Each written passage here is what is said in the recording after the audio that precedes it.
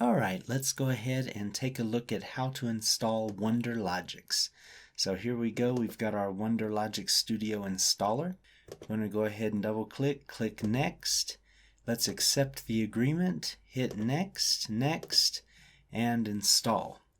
And just like that, we've got this thing going.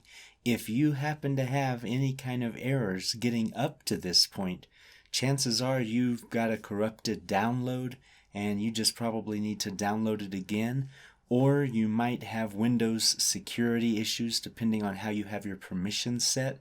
So maybe you need to right click that installer and run as administrator. But otherwise, that's about it, and it should be running. So I will go ahead and fast forward through installation, and we'll get to the next part and see where we're at. Okay, just like that, we've got it installed. That wasn't too bad.